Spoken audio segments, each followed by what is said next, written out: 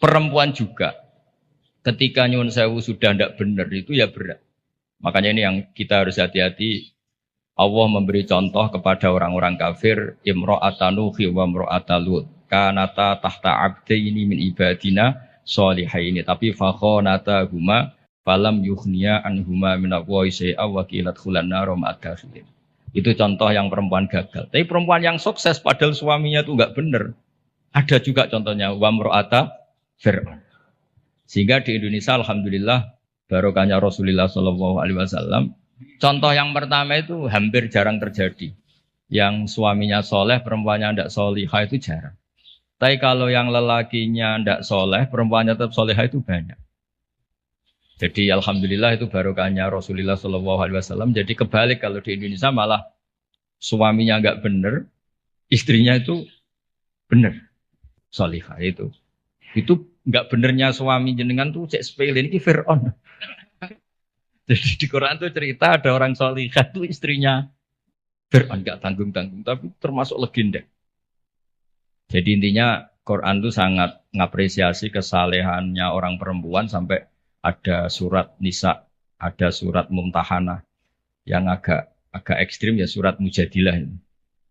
Ada yang baca Mujadilah, ada yang baca Mujadalah. Kalau Mujadilah berarti pakai isim fa'il, kalau Mujadalah pakai master.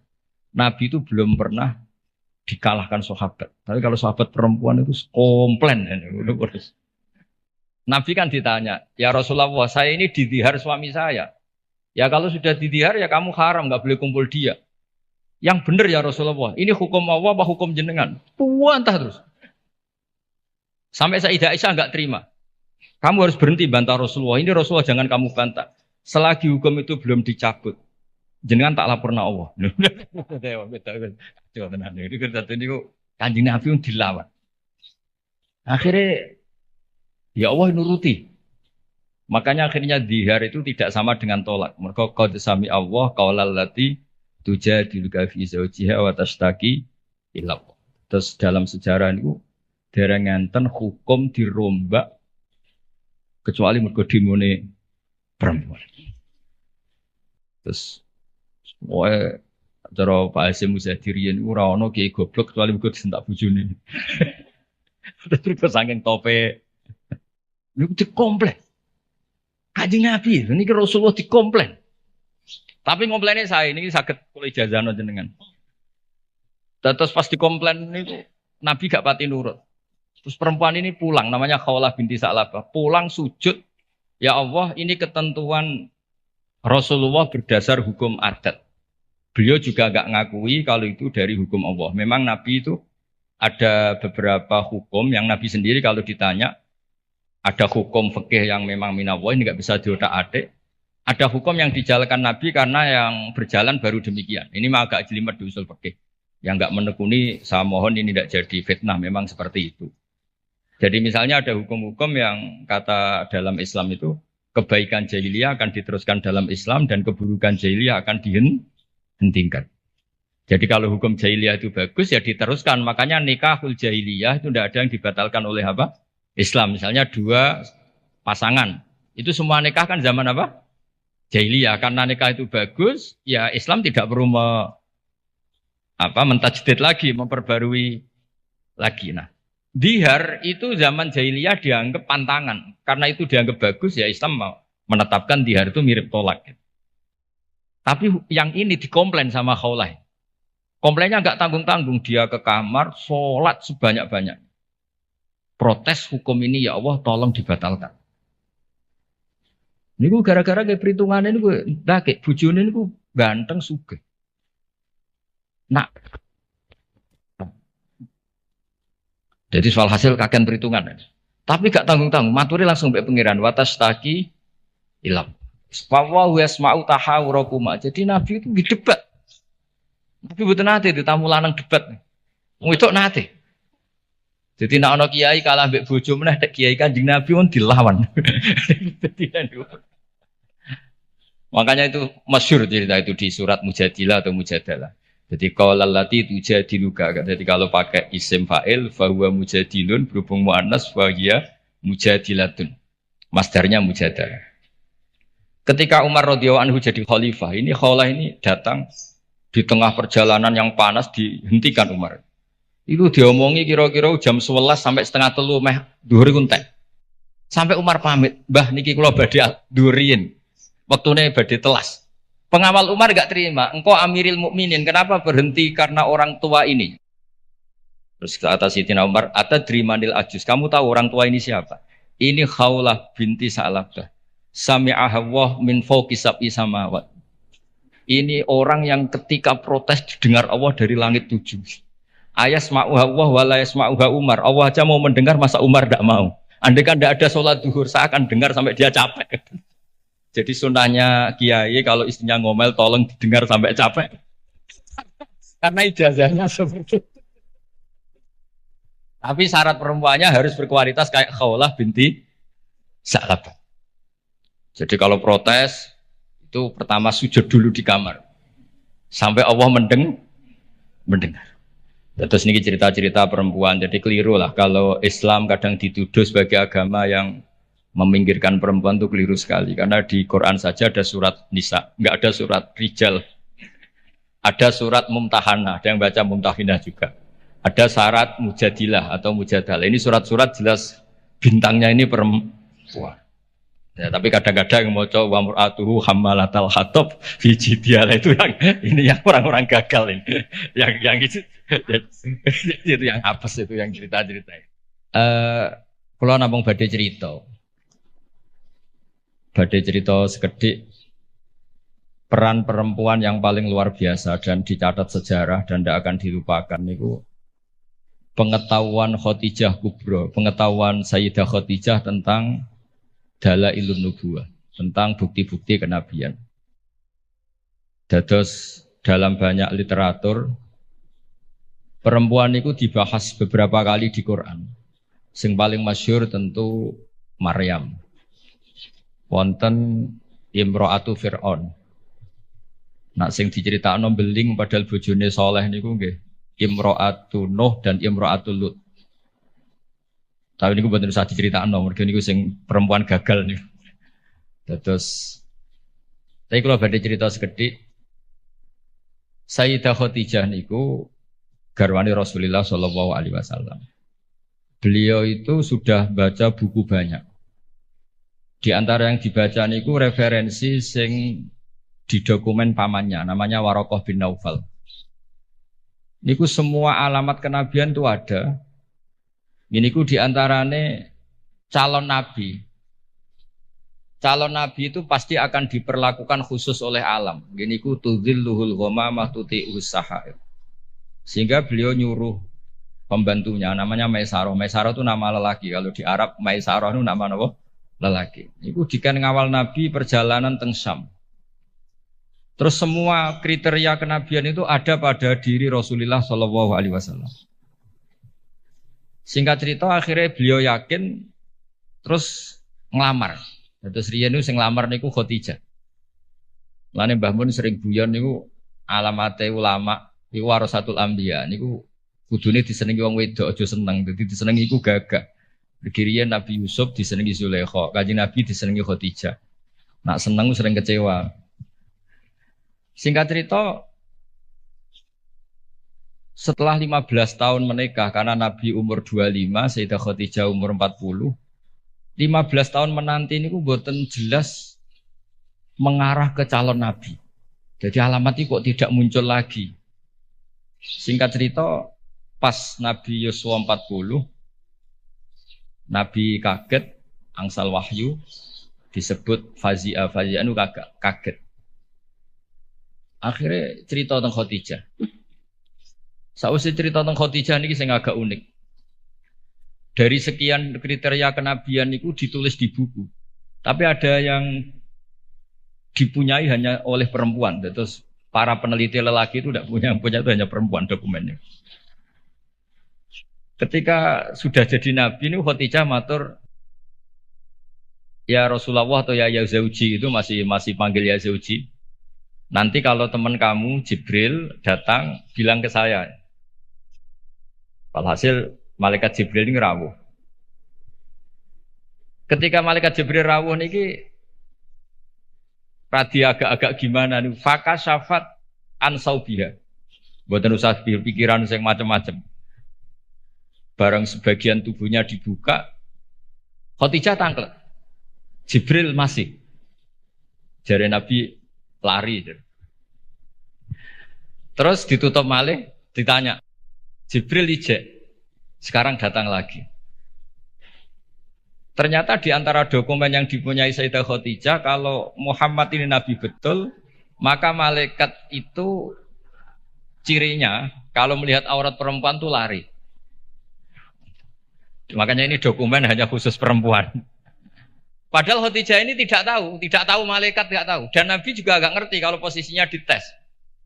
Jadi Nabi pas santai-santai mbek Khadijah bilang, engkau nak kancamu teko. Kalau istilahkan sohibukum, kalau yang memberi wahyu ke kamu datang, bilang ke saya. Itu bukti seakurat-akuratnya. Kalau seorang Nabi itu ummi itu makun tadrimal kita bualal iman, Nabi ada tahu. Tapi definisi kenabian itu orang lain tahu semua.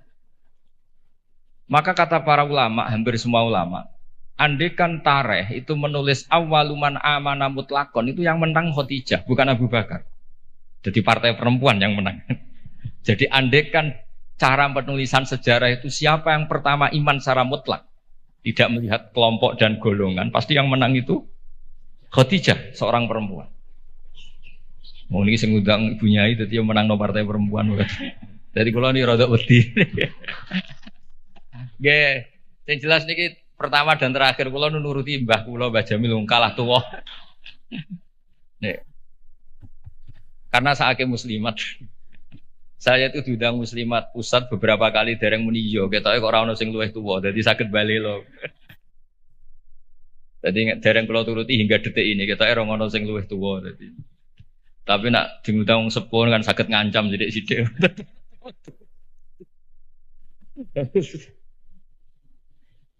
Kalau sederenge diundang untuk mriki ini diundang muslimat beberapa kali, tapi kalau dereng muni yo ketoke kok kata sing nom dadi.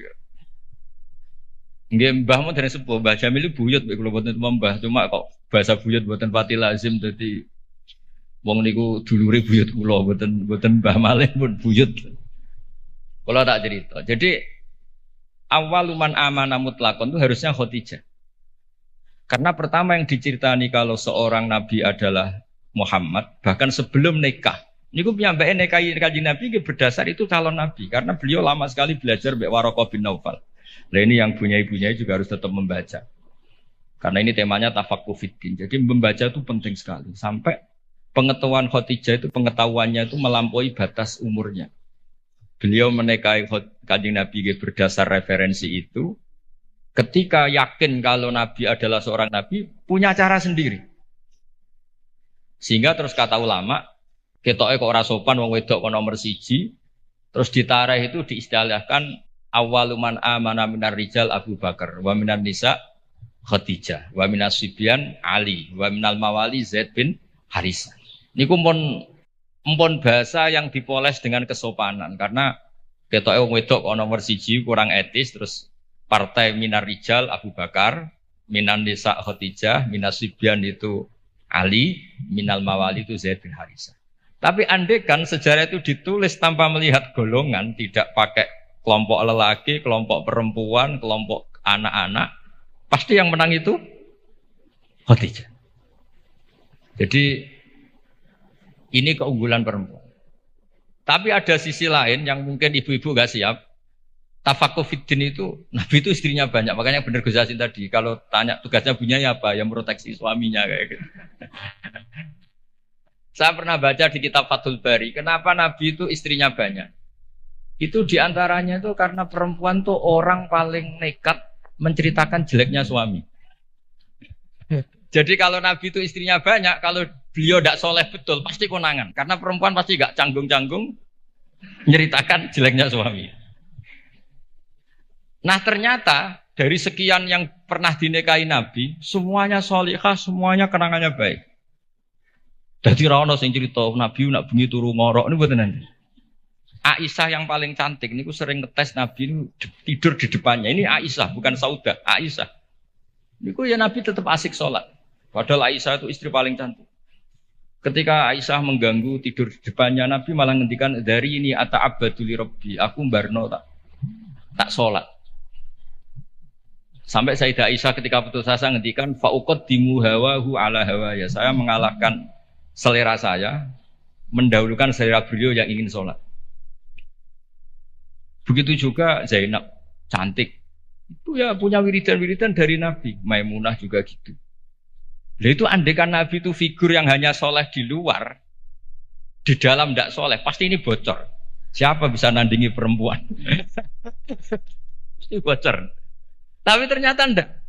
Makanya kata Ibnu Hajar al-Asqalani dalam kitab Fathul Bari itu, adallu dalilin ala nubuwati Rasulillah Muhammad sallallahu alaihi wasallam adalah cerita para istrinya. Padahal mereka banyak, artinya banyak itu ya cemburu, ya macam-macam. Harusnya karena cemburu ini kan terus ceritanya ngawur. Ternyata enggak juga. Itu betapa solehnya Nabi sallallahu alaihi wasallam. Sampai dungo-dungo sing kados mara kuburan, iku ya baru kayak cemburu. Terus Nabi wae teng Sayyidah Aisyah terus keluar. Pikiran Aisyah pasti ke istri yang lain ditututi. Terus jenengan gak ada mata-mata ya ono sanate. Jadi ditututi. Ditututi ternyata mboten pirsa Nabi kalau ditututi. Ternyata kalau malam niku nilii teng baki. Nilii teng baki assalamualaikum warahmatullahi mukminin wa inna insyaallah bikum lahiqun. Niku riwayat Sayyidah Aisyah berdasar cemburu gara-gara buntuti ini akhirnya riwayat. Oh ternyata bojoku nak dalu iku penggaweane maro kuburan. Terus begitu juga cerita-cerita yang lain. Belum masalah hukum. Dulu hukum itu tidak diketahui kalau tidak barokahnya perempuan-perempuan itu. Ada sahabat tuh agak usil. Gimana hukumnya mencium istri ketika Ramadan? Batal enggak ya? Sing ditakoki adalah jenis-jenis yang kayak Nabi itu ya ketoknya serah nopo wis cara ngempet iku kuat lah.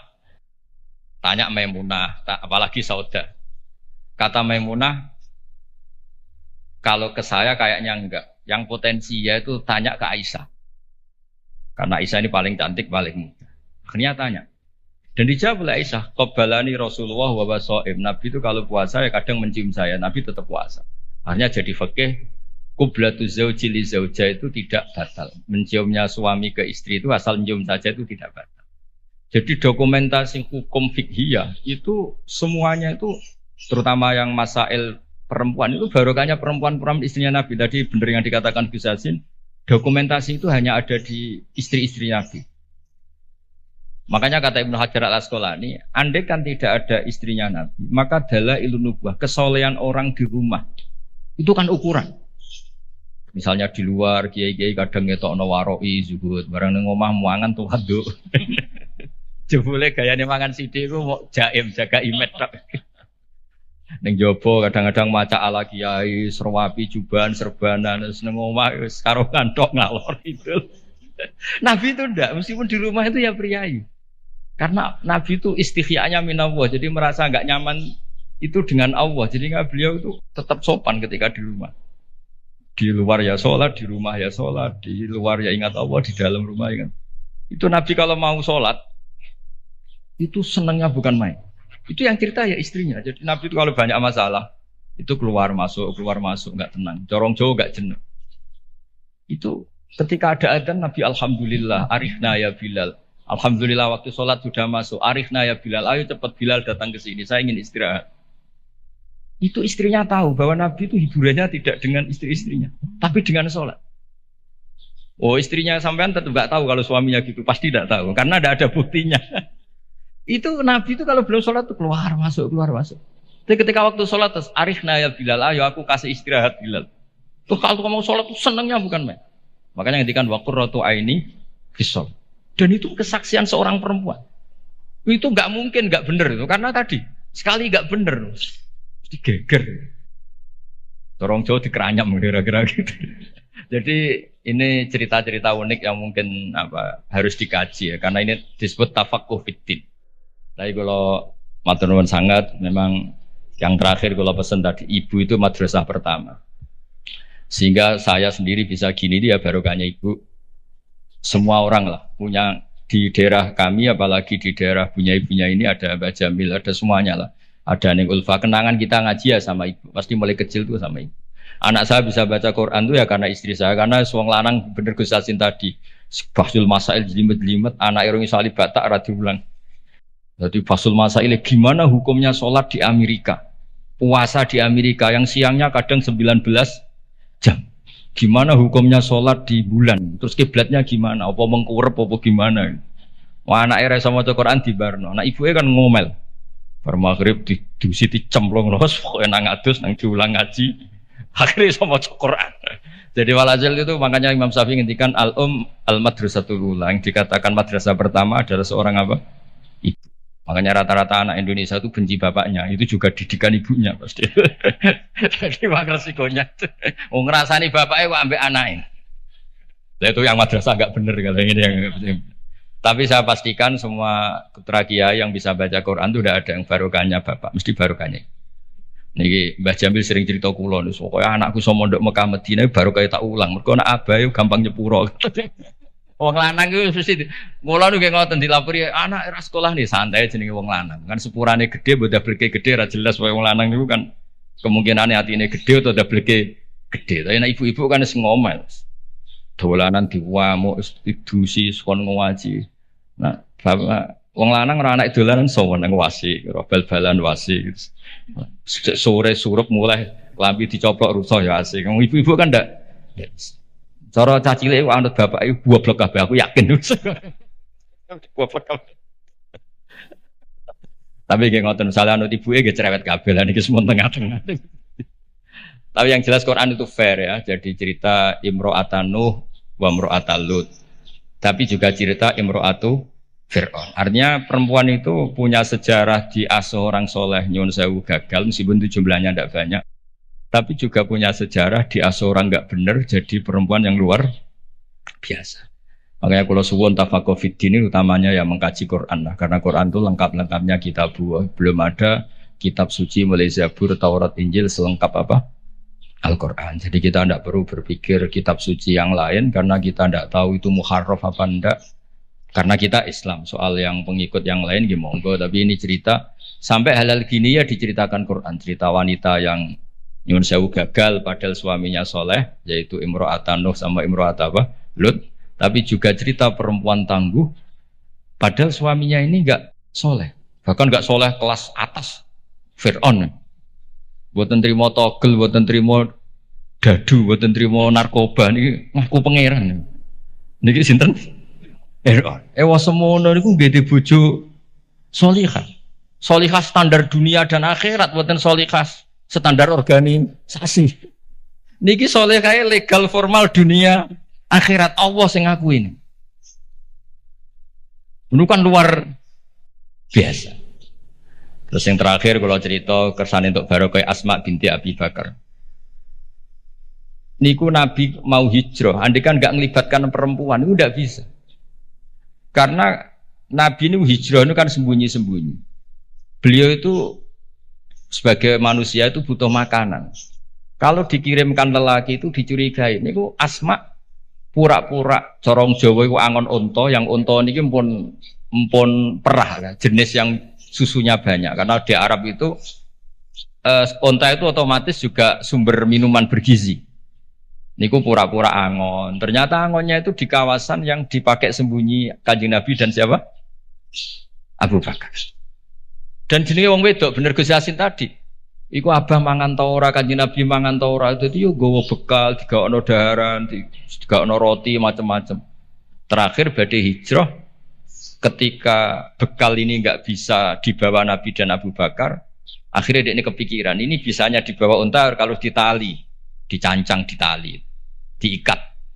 Akhirnya Asma niki beliau punya sabuk ya, sabuk dari kain, ikat pinggang dari kain terus disobek jadi dua, yang satu dipakai apa? Mengikat darane Nabi teng unta supaya nanti jadi bekal di jalan. Makanya Asma punya gelar Dzatin Nitaqon. Yang disebut Dzatin Nitaq. Perempuan yang bersejarah dalam hijrahnya Rasulullah Shallallahu Alaihi Wasallam. Itu luar biasa. Jadi Nabi di goa sembunyi itu yang nganterin makanan tuh Asma. Karena nggak dicurigai karena dia perempuan. Soro pikiran wong Arab, wong wedok bisa apa? Itu perempuan bisa apa? Ternyata yang ngatur makanan, ngatur perjalanan hijrah termasuk bekal ini semuanya Asma binti sinten Abi Bakar. Jadi tafakuh fiddin saya mohon punya ibunya itu Pak Yainya juga cerita lah heroiknya perempuan-perempuan yang luar biasa. Cerita heroik tapi yang ikhlas, jangan cerita heroik ben sing wedok heroik terus sing lanang kongkang-kongkang rokokan. Kadang-kadang kiai nggih ngoten. Berbunya ini sergem mulang, kiai ini biasanya menjagokan ya berkebunnya. Makanya di Indonesia banyak pondok yang pondok putrinya hidup, pondok cowoknya enggak hidup karena kiainya santai, punya ini waras. Jadi ribet ya. Jadi memang lanang itu gitu. Kalau sing wedok tenanan, sing lanang itu sing santai. Jadi memang hidup itu tidak pernah sempurna, tapi bagus lah. Gak sempurna itu ya bagus karena jadi tawadhu. Terus, walhasil kalau cerita betapa perempuan itu dihormati di Quran. Dan itu detail. Allah kalau cerita perempuan itu detail. Mulai ceritanya tadi detail sekali. Makanya kalau belajar Musnad Ahmad itu diantaranya ada cerita Nisaul Ansor. Jadi ada beberapa juz yang memang hanya cerita tentang perempuan. Mulai komplainnya, misalnya rijalul la tulhim tijarah itu komplain. Ya Rasulullah dosanya perempuan apa? Kenapa tidak pernah didiskusikan oleh Quran? Quran itu fihi rijalu itu guna ya tataharus. Akhirnya dia dituruti mbek pangeran ana innal muslimina wal muslimat wal mu'minina. Itu komplain. Kalau enggak masuk itu ya komplain. Jadi segawane komplain. Makanya Pak Kiai harus siap. Kalau tidak komplain namanya enggak perempuan. Mulai dulu itu apa saja dikomplain ini apa dosa perempuan udah didiskusikan itu. Komplain. Wis pokoke ngoten niku ya diceritakno mbek Quran. Tapi kata Ibnu Hajar Al-Asqalani dalam kitab Fathul Bari tadi, adallu dalilin ala nubuwati Rasulillah sallallahu alaihi wasallam adalah cerita semua istrinya. Biasanya maru itu kan enggak cerita baik, Dorroh itu orang kalau nikah banyak, itu biasanya kan ceritanya semrawut. Tapi Nabi itu karena di rumah benar-benar soleh, hiburannya itu sholat, hiburannya itu religius. Istrinya Nabi itu nggak bisa berbuat apa-apa. Ya memang bersaksi kalau beliau itu seorang Nabi. Itu kalau Aisyah cerita, Nabi kalau dengar adzan tuh senengnya bukan main. Sampai bilang ini waktu istirahat saya. Kalau malam itu istilahkan gitu. Dari ini ata'abbadu li rabbi, aku barno, aku tak sholat. Itu kalau sholat yang malam sampai pagi. Dan itu ketika di Aisyah bukan di Saudah. Kalau di Saudah mungkin para papa. Ya semanjan Saudah, ya mesti wae sholat ditinggal. Ini di cerita ini cerita Sayyidah Aisyah. Banyak kiai istrinya tidak tanci saja gak tahajud. Lalu nak bojone ayu malah ora tau tahajud kan. Ini Sayyidah siapa? Aisyah. Zainab juga gitu. Setelah Rasulullah intaqala ila rafiqil a'la, setelah Rasulullah itu kapundhut. Bahasa halusnya intaqala ila rafiqil a'la. Niku Sayyidah Zainab tuh kalau wiridan di masjid tuh sampai kayak apa? Alasannya ya kenangannya sama Nabi. Beliau kerja jadi penenun, dijual, terus disodakohkan. Itu ketika ditanya, kenapa kamu suka sodakoh? Kata Nabi, yang paling cepat nyusul saya itu, yang paling sering apa? Sodakoh. Jadi semua, itu andaikan Nabi jadi figur yang nggak benar di dalam, itu pasti kenangan itu nggak terungkap. Tapi karena figur Nabi itu soleh di luar dan soleh di dalam, sehingga istri sebanyak itu kenangannya semuanya baik. Jadi intinya Islam juga mencatat kesaksian nubuwah itu adalah sebagian besar juga dari seorang apa? Perempuan, termasuk dari Khadijah Kubra tadi. Jadi beliau menyuruh Maisarah itu Nabi ketika umur 25 tahun. Beliau sudah tahu kalau itu calon Nabi. Mutus Maisarah dan beliau memutuskan nikah dengan Nabi juga berdasar referensi itu. Makanya kata ulama, andekan awaluman amanah ditulis mutlakon tanpa embel-embel minar rijal, minan nisa, minar sibyan, maka pasti itu Khadijah. Tapi kalau jenengan mungkin terjemahnya pasti itu perempuan. Pasti itu Khadijah. Tapi kalau sampean kayak yang suka pasti itu perempuan. Tapi yang benar dalam sejarah pasti itu Khadijah, dan Khadijah itu seorang perempuan. Ini buatan maklaran tapi memang itu fakta. Banyak ngoten. Tapi ya perempuan ya tetap perempuan. Tapi Khadijah bisa gitu tuh baru kayak wong lanang. Jadi Warokoh bin Naufal.